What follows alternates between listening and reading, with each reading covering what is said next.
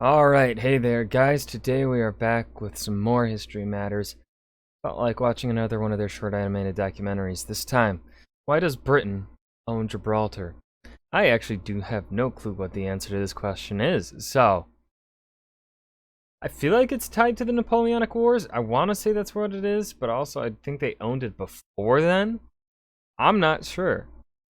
But let's go ahead and dive right in. The Iberian Peninsula is home to the lands of 5 countries: Andorra and France in the north, Portugal in the west, with Spain dominating the rest. Well, most of the rest, since country number 5, which sits in this tiny area in the south, is the United Kingdom. This territory is called Gibraltar, and despite numerous wars between the United Kingdom and Spain, Britain still holds the territory. Which raises the obvious question: why? Why does Britain own Gibraltar? So the first part of this question is, how did Britain get a hold of Gibraltar in the first place? Well, the answer to that is simple. In the year 1700, the King of Spain died. Now, normally, a king dying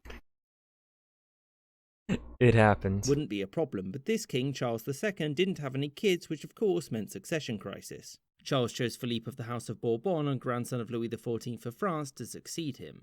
This upset mostly everyone, since it placed Spain and its gargantuan empire firmly in the French sphere of influence, and so of course, war. Everyone united against Spain and France, and in 1704 English and Dutch soldiers landed in Gibraltar and seized it to keep the mouth of the Mediterranean open. In 1713, in return for Britain leaving the war immediately, Spain opted to cede Gibraltar to them forever. Gibraltar's original population had largely fled during the war, and it was stationed by British troops, and from then on acted as an important naval base whose population grew thereafter. So Britain now owned Gibraltar, but what stopped Spain from regaining it? It was a tiny stretch of land attached to the Spanish mainland, so surely it would have been simple to walk in and take it.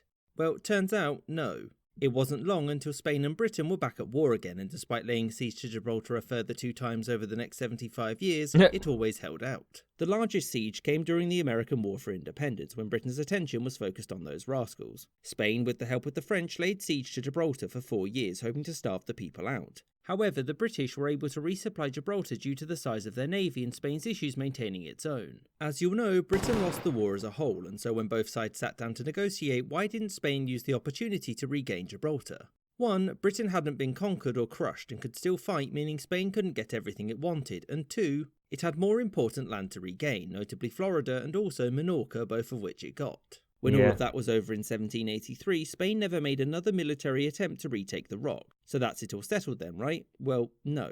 The Spanish government always maintained a claim to Gibraltar, much of which was down to its geographic positioning at the mouth of the Mediterranean, and also because its continued loss was seen as a blight on Spain's national honor. Percent of Spain owned 99.9997%.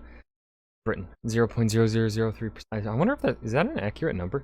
For the next century and a half, though, very little changed with respect to Gibraltar. That was until 1936, when the Spanish Civil War broke out. The border was closed, mostly because of there being too many refugees trying to flee Spain, and Britain further built up Gibraltar's defences. This caused disputes with Spanish leadership, since previously there had been an agreed neutral zone between the 2 areas. However, Spain wasn't looking, and so Britain quickly built up an airfield there, which became useful when World War II broke out. Now, Spain's new leader, Francisco Franco, was clear that he wanted Gibraltar back. However, when he was offered the chance to get it back by joining the Axis in World War II with Germany, he declined.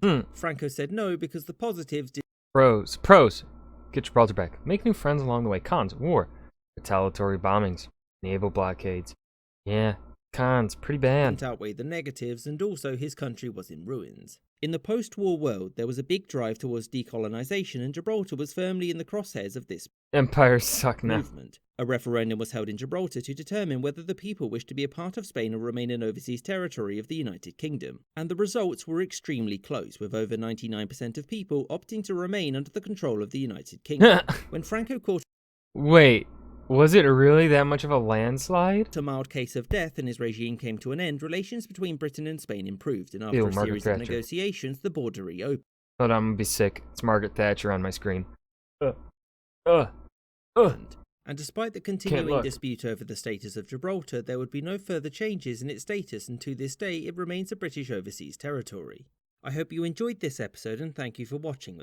God, I say it every time, but they always do a fucking great job with these short videos in providing quite a lot of fucking context within such a short time period, and yet still getting the point, like, answering the question perfectly. So that was Why Does Britain Own Gibraltar, a short animated documentary by History Matters. I hope you guys enjoyed too. Remember to hit that like button and subscribe for more, and I will see you guys in the next video. Peace.